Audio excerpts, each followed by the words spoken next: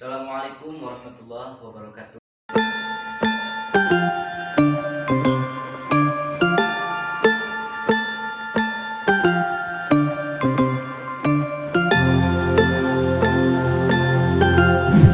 Assalamualaikum warahmatullahi wabarakatuh. Alhamdulillahirabbil alamin. Pada kesempatan malam hari kita akan bertanya mungkin ya mengenai beberapa pertanyaan mungkin dari para sahabat-sahabat subscriber mungkin disebutnya, dari para sahabat-sahabat subscriber. Jadi banyak sekali gitu Pak, dari para subscriber itu yang bertanya gitu, Bapak itu kan suka mengupload tentang meruqyah gitu. Jadi apakah yang dilayani itu hanya ruqyah saja atau ada berapa pelayanan gitu yang disediakan oleh Bapak sendiri?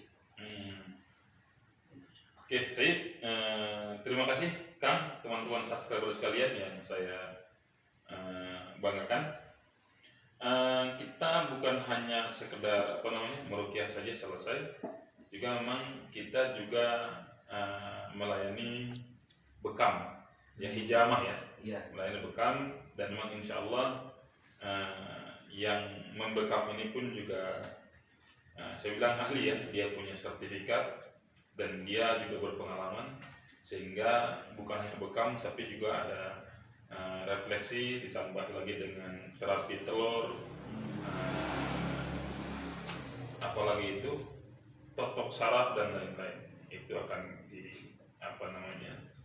berikan pelayanan seperti itu. Jadi selain ruqyah ada itu pelayanan yang lainnya. Jadi bersertifikat mungkin ya.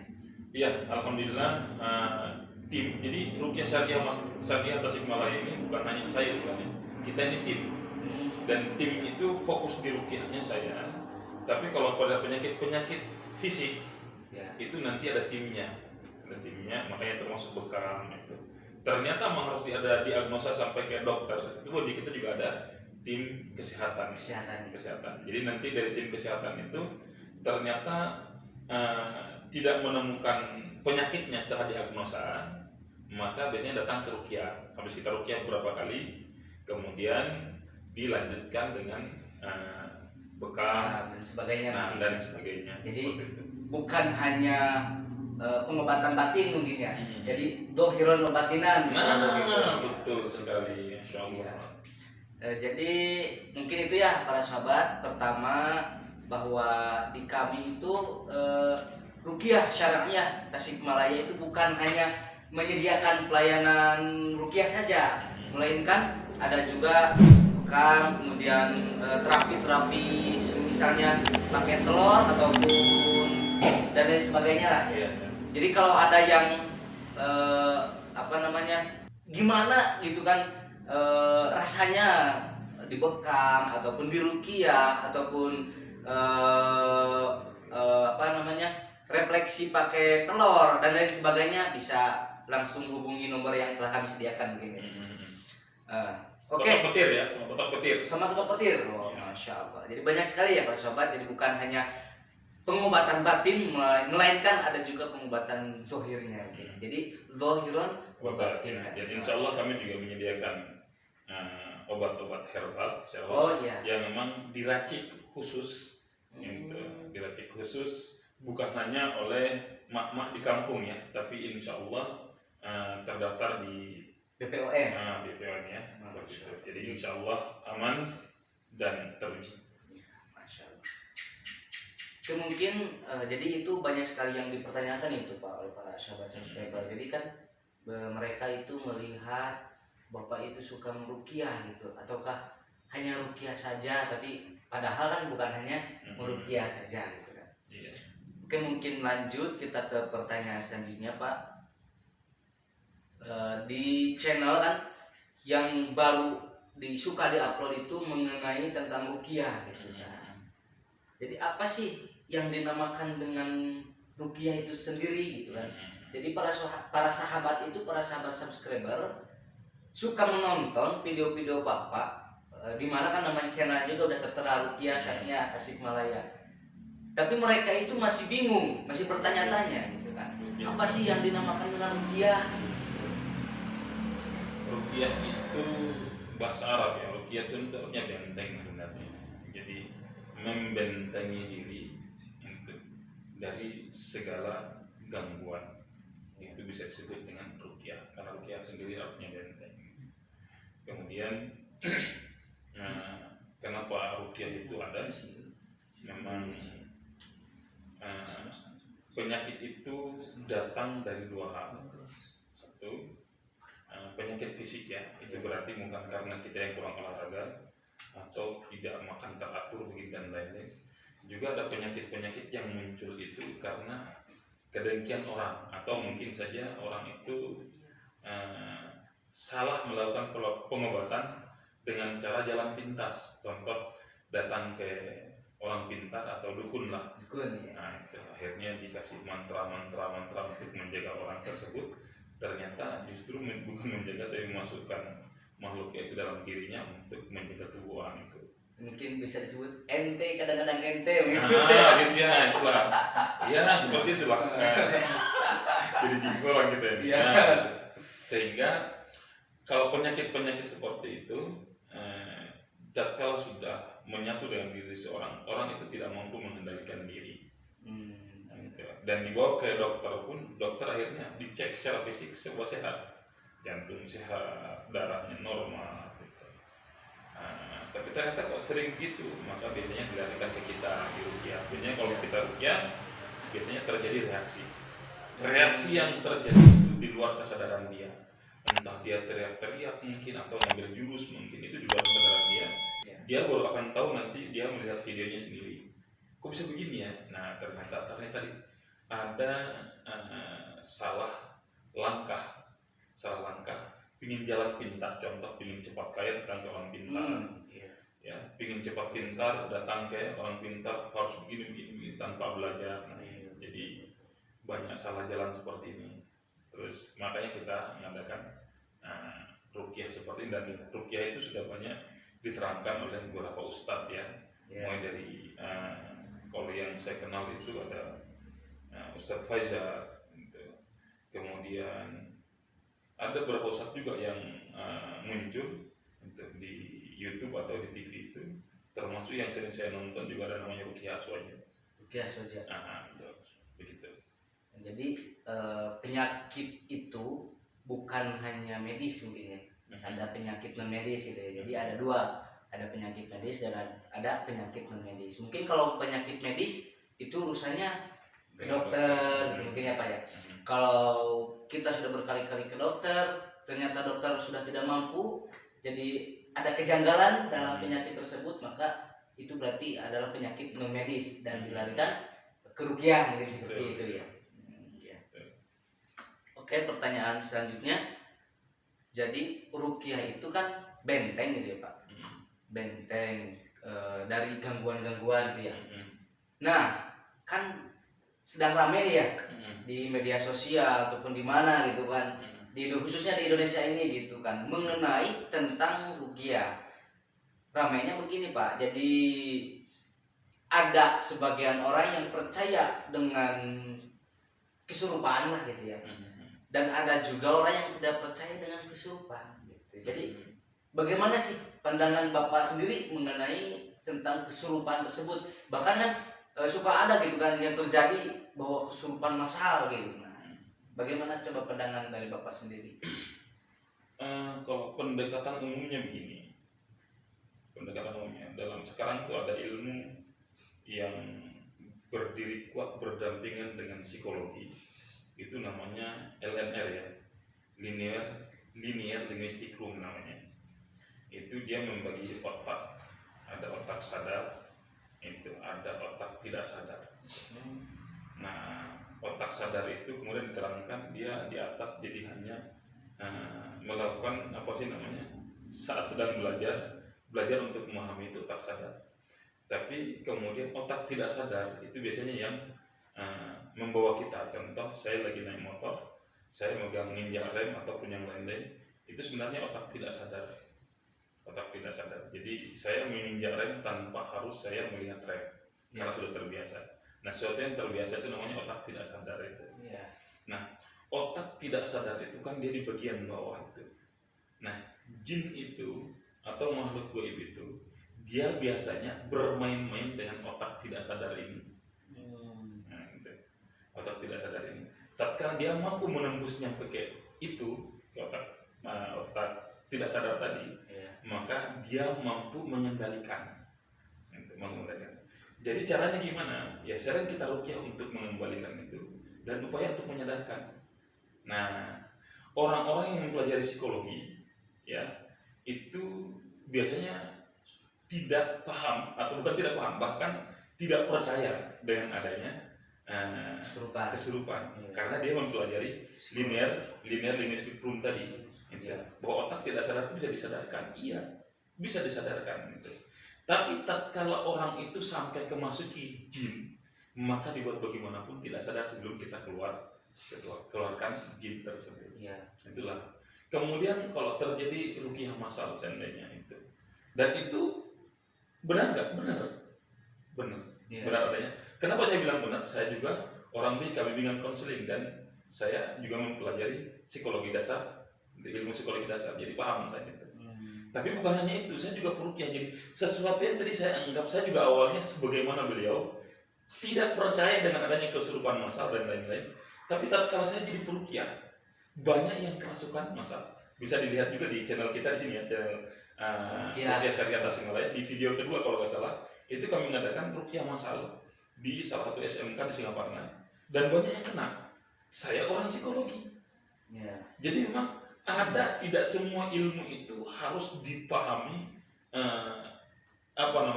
seperti itu. Ada juga ilmu-ilmu yang di luar nalar kita. Gitu. Sebagai psikolog saya nggak percaya dengan adanya ruqyah, dengan adanya kesurupan massal. Tapi saya juga peruqyah, saya psikolog, saya juga peruqyah. Dan tatkala saya meruqyah terjadi kesurupan massal. Kenapa itu terjadi? Gitu. Maka bisa jadi satu, jin itu tatkala kita sedang meruqyah, jin itu punya alam yang berbeda dengan kita ya. Gitu. Dan dia tahu kita gitu. Maka tatkala ada temannya yang sedang kita siksa dengan ayat-ayat ruqyah, dia akan memanggil teman-teman yang lain. Dan dia akan masuk kepada mereka yang ada potensi. Ada potensi untuk dia masuk. Siapa yang berpotensi untuk dia masuk? Satu, orang-orang yang lemah secara iman. Kedua, pada saat itu pikirannya sedang kosong. Nah, pikiran sedang kosong itu sudah masuk ke linear linguistic room ya, atau sudah ilmu psikologi. Karena pikirannya kosong, kan begitu. Walaupun pikirannya kosong, belum tentu dia bisa masuk kalau imannya kuat. Seperti itu. Dan yang terakhir, biasanya orang-orang tersebut yang dia masuk, ya, dia mengganti teman-temannya untuk masuk adalah mereka-mereka yang memang di dalamnya memang sudah ada makhluk lain yang bersemayam, entah itu berbentuk khodam atau apapun itu, sehingga dia merasa, loh, kok di sana kok ada wilayah saya ya? Maka dia datang masuk. Akhirnya tadi yang punya khodam-khodam tadi atau yang lain itu karena melihat ada teman, mereka datang masuk. Dan ini tidak bisa dimengerti melalui ilmu linear linguistic room ataupun ilmu psikologi. Gitu. Di luar itu, karena saya juga memahami itu.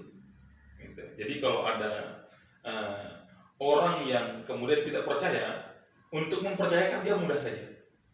Gitu. Untuk mempercayakan dia mudah saja. Kita tunjukkan videonya, kalau tidak bisa, atau dia punya lembaga, kita datangi. Kita datangi, tidak perlu kita buat sebab kita tidak perlu. Semuanya berkumpul semuanya, kemudian kita niatkan. Oke, siapa yang mau diruqyah? Kalau yang mau diruqyah berapa orang? 10 orang, 20 orang, terserah. Gitu. Yang penting sama-sama niatkan untuk diruqyah. Kita ajarkan mereka untuk niat diruqyah selesai. Nanti kalau kita lagi baca ayat-ayat ruqyah secara serius, mereka-mereka yang ada indikasi dalam itu ada berapa orang itu kena. Ada berapa orang? 5 orang atau 7 orang pasti kena. Nah, 7 orang kena itu sudah termasuk massal. Tapi tidak semua kalau saya kena semuanya, enggak. Mereka-mereka yang lemah saja. Dan ini tidak lagi-lagi tidak bisa dinilai atau tidak bisa dipahami secara psikologi. Susah nemunya. Kenapa susah nemunya? Saya juga mempelajari ilmu psikologi karena saya bimbingan konseling dan memahami sedikit mempelajari dasar-dasar ilmu psikologi dan linear linguistic room tadi, linear tadi. Seperti itu. Jadi kalau kesurupan itu ada yang emang benar-benar kesurupan mungkin ya. Kemudian juga ada yang acting. Jadi tidak kesurupan mungkin seperti itu, Ustaz. Nah, jadi sebagian kesurupan, sebagian tidak. Yang kesurupan itu tadi mereka yang lemah, pikirannya kosong, atau memang dalam dirinya sudah punya simpanan makhluk lain, entah itu dari turunan, ya jin turunan, jin nasab namanya. Itu biasanya kalau mendengarkan ayat Al-Quran, mau berapa orang pasti itu. Yang lain-lain kena, yang kena itu pun juga bisa jadi karena sedang kosong atau dia punya ini. Tapi kalau yang normal dan tidak pernah menyimpan hal-hal gaib dalam dirinya, maka insya Allah walaupun dibacakan ayat ruqyah sebagaimanapun juga tidak akan ngefek. Seperti itu. Dari sekian banyak gitu yang Ustadz ruqyah, ataukah apakah semuanya itu benar-benar kerasukan atau sebagian hanya dari emosionalnya saja gitu? Begini, ada kalau selama ini ada yang memang betul-betul kerasukan, ada juga yang emosionalnya ada. Contoh nih, saya pernah berhadapan dengan seorang anak yang ibu bapaknya bingung, karena dia tiap hari itu hanya mengurung diri dalam kamar dan tidak mau ngobrol lagi dengan orang. Padahal itu anak yang ceria. Nah, akhirnya saya ruqyah itu. Ternyata itu emosionalnya. Kok bisa? Habis saya ruqyah berkali-kali, dia stop murung begitu aja, terus saya tanya secara pribadi, entah kenapa.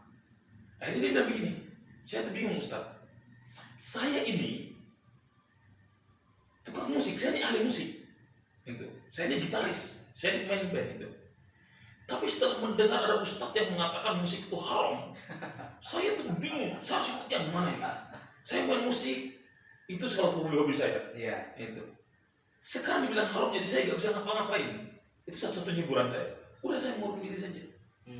Dan nggak mau keluar, tidak mau ngomong. Nah setelah saya menerangkan musik itu apa salah saya, dia gembira sekali. Berarti nggak apa-apa. Berarti saya boleh. Baru keluar lagi dia, merasa menemukan hobinya lagi. Gitu. Jadi memang ada orang yang memang karena emosionalnya, karena tadi ada dia punya masalah yang dia tidak mampu menyelesaikan sehingga dia kayak depresi begitu ya. Dan itu bisa diselesaikan hanya dengan motivasi begitu ya. Dengan motivasi. Bimbingan seperti itu. Ya, kebetulan saya bimbingan konseling ya. Dan nanti kita konseling beberapa kali biasanya sudah kembali normal. Tapi kalau kita konseling berkali-kali pun juga tetap gak masuk-masuk, berarti dalam dirinya ada sesuatu. Biasanya kita coba melakukan deteksi ruqyah. Caranya gimana? Ya suruh duduk saja, niatkan di ruqyah. Ruqyah itu kan cuma baca Al-Quran saja. Ayat-ayat ruqyah gitu. Atau ayat-ayat tentang sihir, ayat-ayat yang menerangkan tentang iblis, ayat-ayat yang menerangkan tentang jin yang ada pada zaman Nabi Sulaiman. Kita terangkan semuanya. Atau kita menerangkan tentang keadaan jin yang muslim, yang Islam, yang soleh, yang taat, yang kafir. Itu biasanya jin paham dan dia bereaksi dan itu. Tatkala kita bacakan dia ternyata bereaksi, maka bukan konseling lagi yang kita kedepankan, tapi ruqyah yang kita kedepankan. Seperti itu. Jadi enggak setiap orang yang datang untuk diruqyah itu benar-benar kerasukannya. Enggak. Kalau begitu cara membedakan orang yang benar-benar kerasukan sama orang yang tidak kerasukan itu bagaimana Ustaz? Kan maksudnya bedanya dari efeknya gitu. Dari pembacaan Al-Quran, kalau yang kerasukan pasti begini, kalau yang tidak kerasukan pasti begini, atau bagaimana gitu.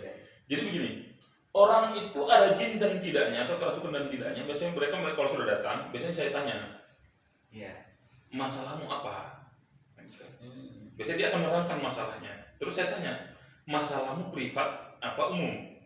Kalau privat berarti kita bawa ke ruang khusus konselingnya, kita masalahnya apa? Dia akan menceritakan itu. Habis dari semua masalah itu ternyata nanti kita bisa melihat nanti, orang ini masalahnya masalah biasa-biasa aja. Tapi kok emosinya suka ledak-ledak ya? Ada sesuatu nih orang ini. Nah kemudian nanti biasanya pada ditawarin ruqyah. Pernah di ruqyah enggak? Belum. Mau enggak kita ruqyah? Gimana sih ruqyah itu? Kita terangkan saja, harus terangkan. Kemudian kita coba membacakan ayat itu berkali-kali, ayat ruqyah itu. Nah kalau memang tidak ada reaksi sama sekali, berarti dia memang karakternya seperti itu. Dan memang cukup dimotivasi, diarahkan, memotivasi dan mengarahkan orang sampai menemukan caranya, menemukan solusinya sendiri. Itu juga bagian dari ruqyah.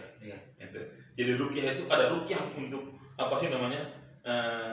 mengeluarkan jin dari tubuh orang. Ada ruqyah yang cukup dengan motivasi, dia sadar kemudian bangkit secara sendiri. Nah, pada akhirnya ruqyah dan konseling itu menjadi satu. Habis kita ruqyah selesai, tetap kita arahkan dia untuk menjadi manusia yang kuat, yang saleh, mampu mengendalikan diri sendiri, kemudian mampu bersahabat dengan masalah yang sedang dihadapi. Seperti itu. Kalau yang benar-benar kerasukan itu ataupun yang ada benar-benar ada jinnya gitu Ustaz dari dirinya. Ketika kita bacakan ayat suci Al-Quran biasanya itu reaksinya bagaimana ya? Satu, tiba-tiba nanti antum bisa lihat di nanti mereka teman-teman bisa lihat langsung di video ya. Iya. Orang-orang datang itu biasanya kita baru baca ayat-ayat tertentu itu biasanya sudah gerak-gerak sendiri, entah tangannya begini-begini, entah tiba-tiba sudah begini, entah tiba-tiba sudah gak bisa ngomong, atau tiba-tiba melihatnya tajam begini. Kalau sudah melihatnya tajam itu berarti dia reaksi, respon, dan itu bukan dia dan dia gak sadar. Kalau saya sudah seperti itu saya biasanya langsung membaca ini, kita langsung deteksi kalau sudah begitu ini kenapa ini. Saya biasanya baca Bismillahirrahmanirrahim itu bisa 3 kali bisa lebih ya. Saya tiupkan ke tangan, saya tekan dari perut sampai sini ya, sampai ke tenggorokan sambil saya tarik nafas. Orang yang ada indikasi itu kalau saya angkat seperti ini biasanya nggak bisa ngomong. Padahal cuma begini doang. Kamu siapa langsung sudah ngomong, itu tandanya ada. Nah, hal-hal kayak gini sekali lagi memang susah sekali diterangkan secara psikologi. Iya. Jadi kalau cuma lihat di YouTube itu mungkin ya itu ada yang percaya atau enggak gitu ya. Jadi kalau lebih jelasnya lagi, kalau ingin lebih percaya mungkin bisa langsung datang ya Ustaz ya. Saya datang, bisa hubungi di nomor yang telah kami sediakan mungkin. Juga bagi lembaga-lembaga ataupun bagi siapapun Anda gitu di mana berada yang melihat video kami khususnya di wilayah Tasikmalaya mungkin Ustaz atau mau menerima di luar Tasikmalaya? Di luar Tasikmalaya pun juga datang seperti kemarin dari NTT, kemarin juga dari Jawa. Enggak, maksudnya kalau ingin seperti yang di sekolah dulu kayak di Singaparna gitu. Oh, iya. Yang mau didatangi kan ibaratnya ini yang lihat nih. Saya nggak percaya gitu. Coba Pak Ustadz datang ke sekolah saya ataupun ke lembaga saya ataupun datang ke rumah saya, tolong jelasin ataupun praktekin tuh, kiranya bisa mungkin ya? Bisa insya Allah. Jadi bila ada lembaga ataupun siapapun Anda yang melihat video kami mungkin yang tidak percaya khususnya gitu ya, kalau percaya alhamdulillah mungkin ya bisa langsung hubungi ataupun mengatur jadwal untuk kita bertemu mungkin ya. Ya seperti itu mungkin. Oke, untuk selanjutnya Bapak kan sering lah udah banyak orang-orang diruqyah oleh Bapak gitu kan, suka meruqyah orang lain. Nah, dari pengalaman Bapak tersendiri, apakah seorang peruqyah pernah mengalami diruqyah gitu? Dan bagaimana itu rasanya? Nah, ini pertanyaan yang seru ini. Jadi begini, saya itu sebelum menjadi peruqyah, itu saya justru diruqyah dulu. Saya diruqyah dulu. Jadi diruqyah dulu. Saya datang ke dulu di Jember ya. Saya dulu sekolah di Jember. Nah, ini yang seru. Jember waktu saya masih sekolah, itu saya termasuk anak yang nakal. Nakal itu sekarang kalau keluar pondok dibotakkan begitu. Iya. Dibotak itu baru 3 hari saya keluar pondok lagi, dibotak lagi. Jadi baru mau tumbuh dibotak. Gitu. Sampai akhirnya pengurus-pengurus pondok itu marah sama saya. Akhirnya Usman teh diruqyah aja berarti. Soalnya sudah nakalnya dihukum begini kok begini. Akhirnya saya dibawa ke TRJ namanya. Tim Ruqyah Jember, saya masih ingat betul. Tempatnya di Masjid Jami Mangli Jember. Di sana ada ruqyah massal. Saya nyampe ke sana saya lihat ada orang yang sedang muntah-muntah, ada yang bolak-balik, tergeletak, ada yang ngambil jurus macam-macam itu. Nah, saya nyampe ke sana, langsung itu semua pengurus-pengurus yang antar saya ke sana, "Udah Pak, duluan banyak jinnya," gitu. Akhirnya saya dibawa, saya duduk di depan, saya dipegang sama 3 orang. Satu di bagian belakang mencet dorong begini pelan-pelan ya, beginikin. Ada yang di dada, ada yang pegang kaki. Nah, saya dibacakan ayat-ayat itu, ya, dibacakan ayat-ayat kuliah dan lumayan lama, dan saya sempat tertidur. Kenapa saya sempat tertidur? Satu, yang baca suaranya enak yang baca. Kedua, waktu diginiin badan teh kan asa dipijit gitu ya. Iya, betul. Jadi enak gitu.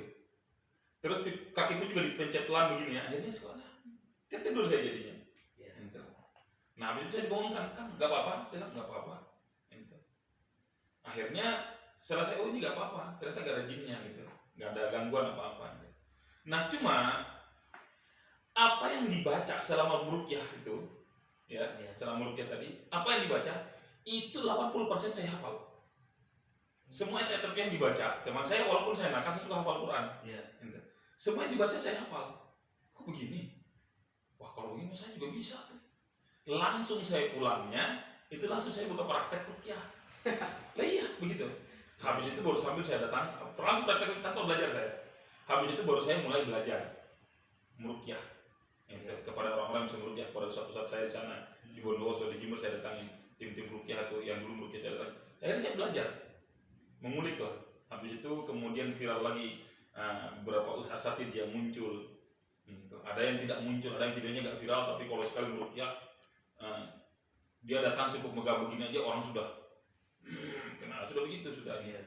Orang-orang soleh kan begitu. Itu juga saya pelajari, banyak yang kita ulik lah dari guru-guru yang dia tidak mau disebutin, ada juga, ada yang memang harus sebutin, ada juga yang memang sudah videonya sudah viral dan lain-lain. Itu banyak kita datangi, kita belajar untuk menambah pengalaman dan ilmu untuk meningkatkan Kualitas penting. Jadi tanya pernah diruqyah nggak? Saya pernah diruqyah dan alhamdulillah tidak merasakan reaksi apa-apa. Gitu. Karena mungkin tidak ada jinnya gitu ya. Insya Allah. Amin. Oh iya, jadi dari pengalaman Ustadz sendiri, maka jadilah Ustadz sebagai peruqyah mungkin seperti itu ya. Ya, Masya Allah. Jadi cukup cukup seru juga ya. Ya begitu. Jika melihat pengalaman Ustadz seperti itu. Jadi para sahabat, sebelum beliau menjadi peruqyah, beliau pernah diruqyah gitu ya. Nah, karena diruqyahnya tersebut, beliau jadilah peruqyah. Betul.